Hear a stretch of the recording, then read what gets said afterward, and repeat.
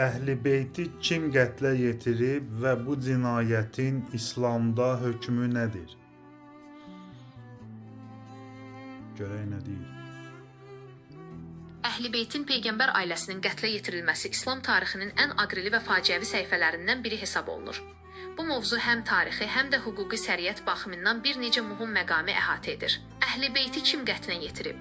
Tarixi mənbələrə görə bu cinayətlərin ən boyu olan Kərbəla hadisəsində İmam Hüseyn və ailə üzvlərinin qətlində əsas məsuliyyət daşıyan tərəflər Asaqidakılardır.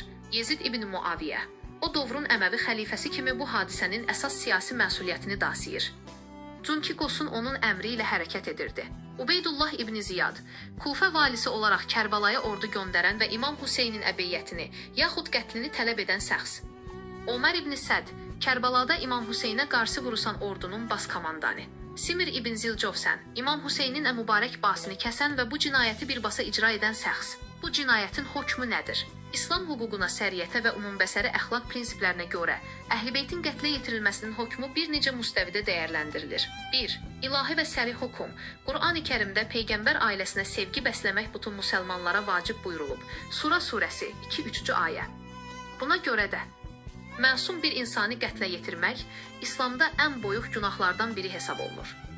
Peyğəmbərin mənim canimdir dediyi şəxsləri öldürmək təkcə cinayət deyil, həm də dinə qarşı bir xəyanət kimi qiymətləndirilir. İslam alimlərinin əksəriyyəti bu cinayəti törədənlərin və buna əmr verənlərin Allahın rəhmətindən uzaq olduqlarını, lənətlənməyə layiq olduqlarını bildirmişlər. 2. Tarixi və siyasi hökm. Bu hadisə İslam dünyasında böyük bir parçalanmaya və ədalətsizliyə qarşı mübarizə ruhunun yaranmasına səbəb olmuşdur. Tarixçilər bu hadisəni Haqqin, İmam Hüseyn nahaq Yezid üzərindəki mənəvi qələbəsi kimi qiymətləndirirlər. 3.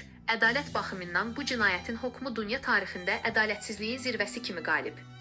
Qatillər tarix boyu nifrətlə anilmiş, Muxtar Əs-Səqəfi kimi şəxslər tərəfindən bu cinayətdə iştirak edənlərin bir çoxu dünyada ikən cəzalandırılmışdır.